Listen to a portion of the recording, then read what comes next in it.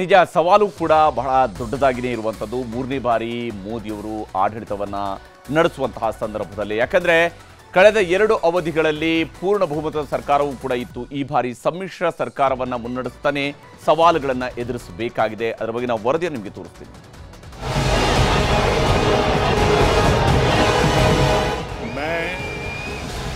Narendra Damodar Das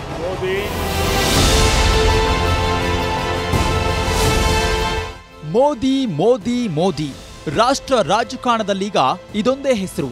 ದಶಕಗಳೇ ಉರುಳಿದ್ರೂ Modi mania ಕಡಿಮೆ ಆಗಿಲ್ಲ. ಈ ಬಾರಿ ಕಡಿಮೆ ಸ್ಥಾನ ಗೆದ್ದಿರಬಹುದು, ಆದ್ರೆ ಮೋದಿ ಗೆಲುವಿನ ಓಟಕ್ಕೆ ಬ್ರೇಕ್ ಬಿದ್ದಿಲ್ಲ. ಎನ್ಡಿಎ ಮೈತ್ರಿ ಪಕ್ಷಗಳೇ ಸೇರ್ಕೊಂಡು ಮೋದಿಗೆ ಪಟ್ಟ ಕಟ್ಟಿವೆ. ಮೇ 26, 2014 ಬದಲಾವಣೆಗೆ ನಾಂದಿ.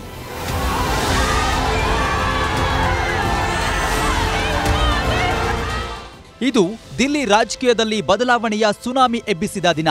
ಯುಪಿಎ 2 ಸರ್ಕಾರ ಕಿತ್ತೊಗೆದು ಭಾರೀ ಬಹುಮತದೊಂದಿಗೆ ಅಧಿಕಾರಕ್ಕೇರಿದ ಮೋದಿ ಪ್ರಧಾನಿಯಾಗಿ ಅಧಿಕಾರಕ್ಕೇರ್ತಾ ಇದ್ದಂತೆ ಶತ್ರುಗಳ ಪಾಲಿಗೆ ಸಿಂಹ ಸ್ವಪ್ನವಾಗಿ ಕಾಡೋದಕ್ಕೆ ಶುರು ಮಾಡಿದ್ರು.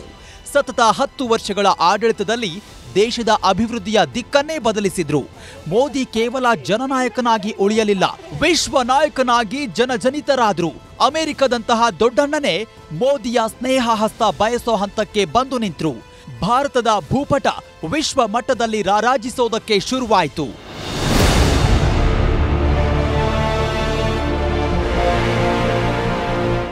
ಮೋದಿಯ 10 ವರ್ಷಗಳ ಆಡಳಿತದಲ್ಲಿ ಮಹತ್ತರ ಬದಲಾವಣೆಗಳಾಗಿವೆ. ವಿಶ್ವ ಭೂಪಟದಲ್ಲಿ ಭಾರತ ಮಿನುಗುವಂತಾಗಬೇಕು ಅನ್ನೋದು ಮೋದಿಯ ದೊಡ್ಡ ಕನಸು. ಇದರ ಮುನ್ನುಡಿಯಾಗಿ ದೇಶದ ಜಿಡಿಪಿ ಬೆಳವಣಿಗೆ ದರವನ್ನ %8.4ಕ್ಕೆ ತಂದು ನಿಲ್ಲಿಸಿದ್ರು. ಭಾರತದ ಆರ್ಥಿಕತೆಯನ್ನ $4 ಲಕ್ಷ ಕೋಟಿ ತಲುಪಿಸೋ ಗುರಿ ಹೊಂದಿದ್ದ ಮೋದಿ ವಿಶ್ವದ 5ನೇ ಅತಿದೊಡ್ಡ ಆರ್ಥಿಕತೆಯ ದೇಶವಾಗಿ ಬೆಳೆಸಿದ್ರು. ಕಪ್ಪು ಹಣ ನಿಗ್ರಹಕ್ಕೆ ನೋಟು ಅಮಾನ್ಯೀಕರಣದಂತಹ ಅಪಾಯಕಾರಿ ಸಾಹಸಕ್ಕೂ ಕೈ ಹಾಕಿದ್ರು. ಅಲ್ಲದೆ ದೇಶದಲ್ಲಿ ಶಿಸ್ತುಬದ್ಧ ತೆರಿಗೆ ಸಂಗ್ರಹಕ್ಕಾಗಿ ಜಿಎಸ್ಟಿ ಜಾರಿ ಮಾಡಿದ್ರು. ಮೋದಿ ಅಜೆಂಡಾದಲ್ಲಿ ಮೂಲ ಸೌಕರ್ಯ ಅಭಿವೃದ್ಧಿಯೂ ಒಂದು. ಪ್ರತಿ ಮನೆಗೂ ಶುದ್ಧ ಕುಡಿಯುವ ನೀರು ಸಿಗಬೇಕು ಅನ್ನೋ ಕಾರಣಕ್ಕೆ ಹರ್ ಘರ್ ಜಲ್ ಯೋಜನೆ ತಂದ್ರು. ಹೊಗೆ ಮುಕ್ತ ಭಾರತಕ್ಕೆ ಉಜ್ವಲ ಯೋಜನೆ, ನಗರ ಪ್ರದೇಶದ ಬಡವರಿಗೆ ಪಿಎಂ ಆವಾಸ್ ಯೋಜನೆ ಹಾಗೂ ಸಣ್ಣ ಕೈಗಾರಿಕೆಗಳಿಗೆ ಸಾಲ ಸೌಲಭ್ಯ ನೀಡಲೆಂದೇ ಮುದ್ರಾ ಯೋಜನೆ ಜಾರಿಗೆ ತಂದ್ರು. ಮೋದಿ ಸರ್ಕಾರ ಬಂದ್ಮೇಲೆ ಆರೋಗ್ಯ ಕ್ಷೇತ್ರದಲ್ಲಿ ಮಹತ್ತರ ಬೆಳವಣಿಗೆಗಳಾಗಿವೆ. ಅದರಲ್ಲೂ ಕೊರೋನಾ ಕಾಲದ ಬಿಕ್ಕಟ್ಟು ನಿರ್ವಹಣೆಯೇ ದೊಡ್ಡ ಸವಾಲಾಗಿತ್ತು. ಇದನ್ನೆಲ್ಲ ಮೆಟ್ಟಿ ನಿಂತ ಮೋದಿ ಪಡೆ ದೇಶದಲ್ಲೇ ಕೊರೋನಾ ಲಸಿಕೆ ಅಭಿವೃದ್ಧಿ ಮಾಡಿದ್ರು. ಜೊತೆಗೆ ಮಿತ್ರ ರಾಷ್ಟ್ರಗಳಿಗೆ ಕೊರೋನಾ ಲಸಿಕೆ ನೆರವು ನೀಡಿ ವಿಶ್ವ ಮಟ್ಟದಲ್ಲಿ ಗಮನ ಸೆಳೆದ್ರು. ಅಷ್ಟೇ ಅಲ್ಲದೆ ಸಾಂಕ್ರಾಮಿಕ ಪರಿಸ್ಥಿತಿಯಲ್ಲಿ ಬಡವರಿಗೆ ಪಡಿತರ ಕೊಟ್ಟು ಸಹಾಯದ ಹಸ್ತ ನೀಡಿದ್ರು.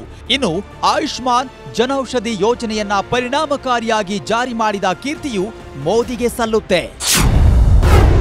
2019 ಫೆಬ್ರವರಿ 14ರಂದು ಪುಲ್ವಾಮಾದಲ್ಲಿ ಉಗ್ರರು ಅಟ್ಟಹಾಸ ಮೆರೆದಿದ್ರು. ಇದಕ್ಕೆ ಪ್ರತಿಕಾರವಾಗಿ ಪಾಕ್ ಆಕ್ರಮಿತ ಕಾಶ್ಮೀರಕ್ಕೆ ನುಗ್ಗಿದ ಭಾರತದ ಸೈನಿಕರು ಉಗ್ರರ ರುಂಡ ಚೆಂಡಾಡಿದ್ರು. ಅಷ್ಟೇ ಅಲ್ಲದೆ ಉಗ್ರರ ಉಪಟಳಕ್ಕೆ ಕಡಿವಾಣ ಹಾಕಬೇಕು ಅನ್ನೋ ಕಾರಣಕ್ಕೆ ಜಮ್ಮು ಕಾಶ್ಮೀರದ 370 ವಿಧಿಯನ್ನ ರದ್ದು ಮಾಡಿದ್ರು. ಜೊತೆಗೆ ದೇಶಾದ್ಯಂತ ಉಗ್ರ ಚಟುವಟಿಕೆಗಳಿಗೆ ಕಡಿವಾಣ ಹಾಕಿದ್ರು. ವಿಶ್ವ ನಾಯಕನಾಗಿ ಜನಜನಿತರಾಗಿರೋ ಪ್ರಧಾನಿ ಮೋದಿ G20 ಶೃಂಗಸಭೆಗೆ ಅಧ್ಯಕ್ಷತೆ ವಹಿಸಿದ್ರು. ಅಷ್ಟೇ ಅಲ್ಲದೆ ದೆಹಲಿಯಲ್ಲೇ ಶೃಂಗಸಭೆ ಆಯೋಜನೆ ಮಾಡಿದ್ರು. ನೆರೆಹೊರೆಗೆ ಮೊದಲ ನೀತಿ ಪಾಲಿಸ್ತಿರೋ ಮೋದಿ ಲಂಕಾಗೆ ಆರ್ಥಿಕ ನೆರವು ನೀಡಿದ್ರು. ಅಷ್ಟೇ ಅಲ್ಲದೆ ಯುದ್ಧದ ಸಂದರ್ಭದಲ್ಲಿ ಅಮೆರಿಕ, ರಷ್ಯಾ ನಡುವೆ ಸ್ವತಂತ್ರ ನಡೆ ಇಟ್ಟಿದ್ದಲ್ಲದೆ ಯುದ್ಧ ಪೀಡಿತ ರಾಷ್ಟ್ರಗಳಿಂದ ಭಾರತೀಯರನ್ನ ಸುರಕ್ಷಿತವಾಗಿ ಕರೆತಂದ್ರು. ಜೊತೆಗೆ ಅತ್ಯಂತ ಕಡಿಮೆ ಖರ್ಚಿನಲ್ಲಿ ಚಂದ್ರಯಾನ 3 ಯಶಸ್ವಿಗೊಳಿಸೋದ್ರ ಮೂಲಕ ಇತರ ದೇಶಗಳಿಗೆ ಪ್ರೇರಣೆಯಾದ್ರು. ಮೋದಿ ಬೆನ್ನಿಗಿದೆ ಮೈತ್ರಿ ಮಗ್ಗಲ ಮುಳ್ಳು. ಈ ಹಿಂದೆ ಮೋದಿ 10 ವರ್ಷ ಆಡಳಿತ ನಡೆಸಿದ್ದೇ ಬೇರೆ, ಈ ಬಾರಿ ಆಡಳಿತ ನಡೆಸೋದೇ ಬೇರೆ. ಕೇಂದ್ರದಲ್ಲಿರೋದು ಬಿಜೆಪಿ ಸರ್ಕಾರವಲ್ಲ, ಎನ್ಡಿಎ ಸರ್ಕಾರ. 5 ವರ್ಷ ನಿರಾತಂಕವಾಗಿ ಆಡಳಿತ ನಡೆಸಬೇಕು ಅಂದ್ರೆ 10 ಸವಾಲುಗಳಿವೆ. ಜೆಡಿಯು ಟಿಡಿಪಿ ಜೊತೆಗಿನ ಸ್ನೇಹ ಸಂಬಂಧವನ್ನ ಮತ್ತಷ್ಟು ಗಟ್ಟಿ ಮಾಡಿಕೊಳ್ಳಬೇಕು. ಏಕಮೇವರಾಗಿ ನಿರ್ಣಯ ಕೈಗೊಳ್ಳುವಂತಿಲ್ಲ, ಎಲ್ಲವನ್ನ ಮೈತ್ರಿ ನಾಯಕರ ಗಮನಕ್ಕೆ ತರಲೇಬೇಕು. ಇದರಿಂದಾಗಿ ಮೋದಿ ಅಮಿತ್ ಶಾ ಓಟಕ್ಕೆ ಸ್ವಲ್ಪ ಬ್ರೇಕ್ ಬೀಳೋದು ಗ್ಯಾರಂಟಿ. ಅದರಲ್ಲೂ ಪ್ರಮುಖವಾಗಿ ಪ್ರಬಲ ಖಾತೆಗಳ ಹಂಚಿಕೆಯೇ ದೊಡ್ಡ ತಲೆನೋವಾಗಿರೋದು. ಅದರಲ್ಲೂ ಚುನಾವಣೆ ಸಂದರ್ಭದಲ್ಲಿ ಮುಸ್ಲಿಮರ ಮೀಸಲಾತಿ ವಿಷಯವಾಗಿ ವಾಗ್ದಾಳಿ ನಡೆಸಿದ್ದ ಮೋದಿ ಇದೇ ದೊಡ್ಡ ಸವಾಲಾಗಿದೆ.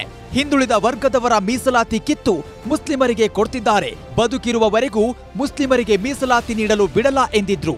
ಆದ್ರೆ ಮೈತ್ರಿ ನಾಯಕರಾಗಿರುವ ಚಂದ್ರಬಾಬು ನಾಯ್ಡು ಮುಸ್ಲಿಮರ ಮೀಸಲಾತಿಗೆ ಕೈ ಹಾಕಲ್ಲ ಅಂದಿದ್ರು.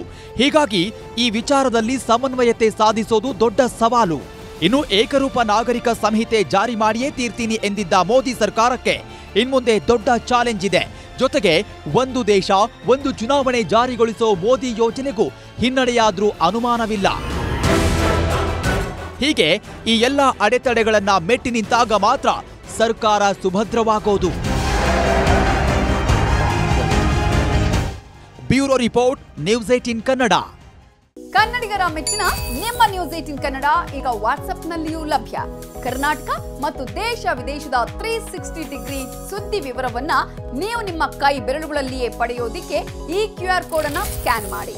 ನಮ್ಮ ಚಾನೆಲ್ ಅನ್ನ ಫಾಲೋ ಮಾಡಿ, ನೋಟಿಫಿಕೇಶನ್ ಆನ್ ಮಾಡಿ.